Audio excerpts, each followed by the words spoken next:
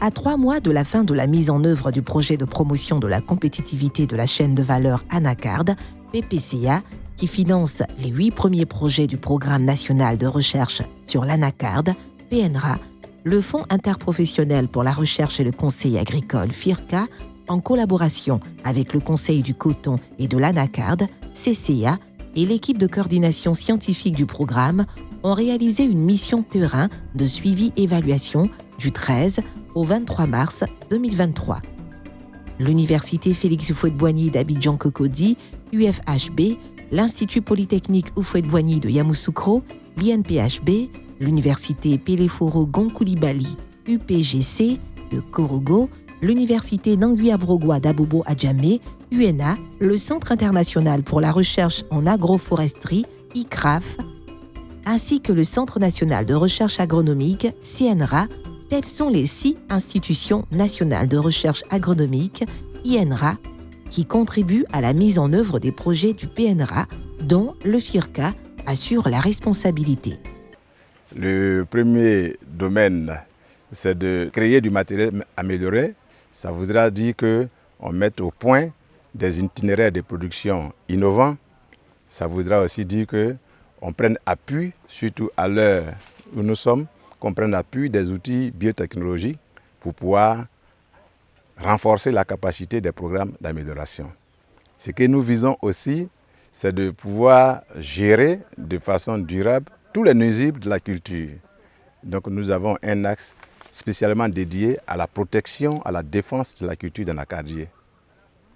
Pour atteindre aussi notre objectif, nous avons axé une partie de nos recherches sur la gestion de la fertilité du sol. Un autre axe qui est aussi très important, c'est de valoriser les produits et les sous-produits de l'anacarde.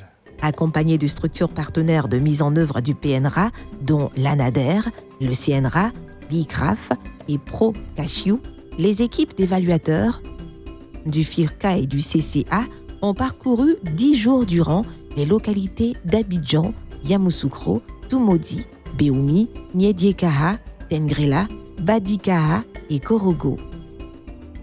Objectif : constater sur place le niveau d'exécution des activités des 8 projets du programme.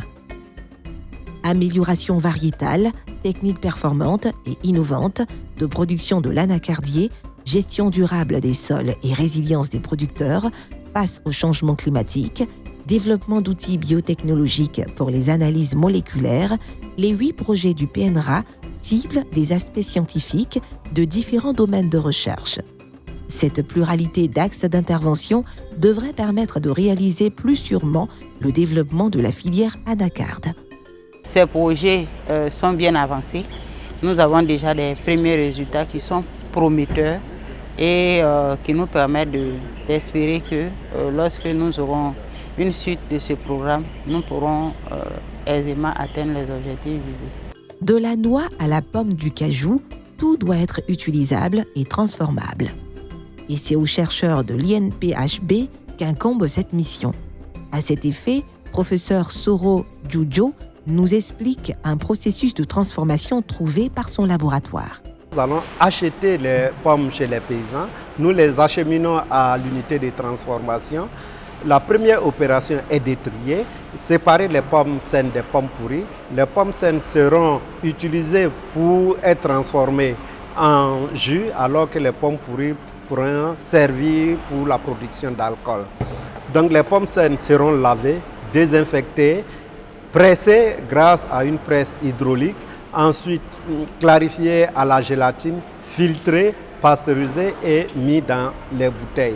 Pour 1 kg de pommes, on a facilement 50 centilitres de jus de pomme de cajou.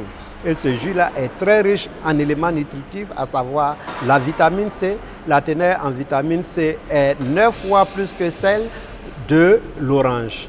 Et ce jus-là également peut être servi à la fabrication de vin. Nous utilisons pour fabriquer du vin et enrichi au bissap qui nous donne un vin rouge.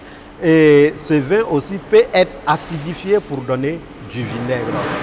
Et les tourteaux obtenus à partir du pressage de ces pommes-là sont utilisés pour l'alimentation animale ou pour faire des farines composées que nous allons utiliser en panification et en pâtisserie. Outre les visites de terrain, les chercheurs intervenant sur les projets du PNRA se sont succédés respectivement au siège de Ouaskal, de l'INPHP et du bureau de la direction régionale du CNRA à Ferkessédougou afin d'y présenter les résultats de leurs travaux. Ces résultats ont été discutés par les différentes délégations, un point d'honneur ayant été accordé aux équipes de suivi-évaluation du FIRCA et du CCA. Le dispositif qui a été mis en place et les approches qui ont été utilisées sont nouveaux. Aujourd'hui, c'est l'une des filières qui a mis en place un programme qui prend en compte tous les plateaux techniques existants au niveau national, c'est-à-dire que ce soit les institutions nationales de recherche agronomique et également les universités, pour pouvoir mettre en commun un peu leurs capacités et faciliter un peu l'atteinte des résultats. À ce jour, nous sommes vraiment contents et nous pensons que c'est un modèle qui peut être partagé au niveau des autres filières pour qu'au niveau de la recherche, on puisse maintenant obtenir des résultats, non seulement dans un temps record, mais également aussi pouvoir faciliter un peu le transfert des acquis vers la vulgarisation, en accord bien sûr avec les partenaires techniques, dont l'ANADER dans le cas de la filière NAC. Une chambre forte, voici à quoi ressemblent les séances d'échange entre évaluateurs et chercheurs, au cours desquelles les méthodes, résultats et conditions de travail ont été éprouvées.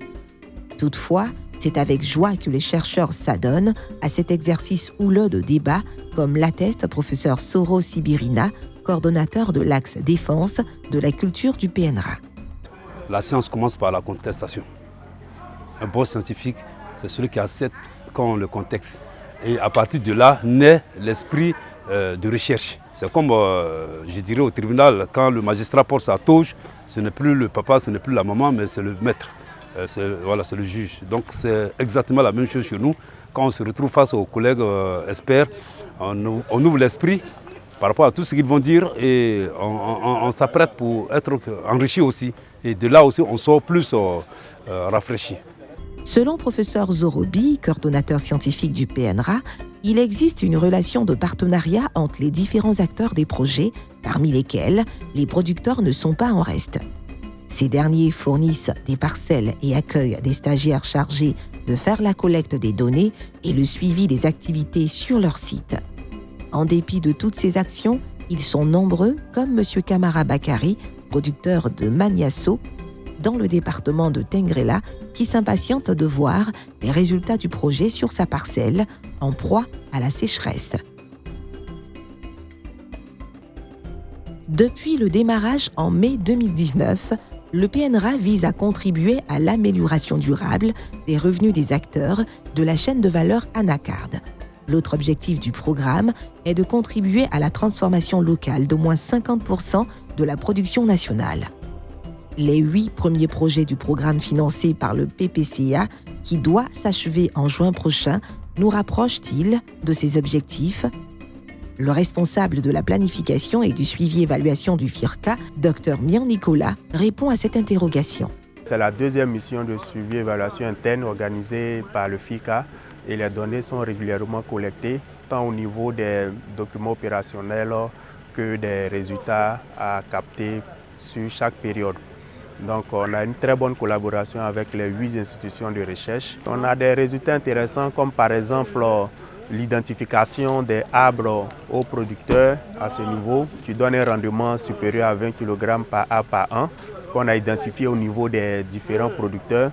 Il nous reste maintenant à passer à une caractérisation et à pousser les recherches pour pouvoir donner plus de précision sur ces arbres. Il va falloir créer des variétés hybrides et tout ce processus-là est en marche. On va dire que nous sommes à mi-parcours d'un programme qui va à la fin nous amener à faire sortir des variétés aux producteurs. Madame Assita Traoré, directeur du département culture d'exportation et production forestière au FIRCA, nourrit beaucoup d'espoir quant à l'impact de ces 8 premiers projets. Il devrait conforter les producteurs qui en sont les véritables bénéficiaires. La recherche, comme on le dit, c'est faire des investigations, mener un certain nombre d'essais et pouvoir aussi s'assurer que ces résultats-là sont probants avant de transférer ces résultats-là au milieu rural. Donc ça prend du temps, mais nous espérons qu'au vu de tous ces résultats que nous avons vus, on pourra véritablement atteindre nos objectifs et puis pouvoir véritablement donner des résultats à nos parents producteurs qui ont besoin véritablement de ces résultats-là pour améliorer leurs pratiques et puis en définitive améliorer leurs revenus.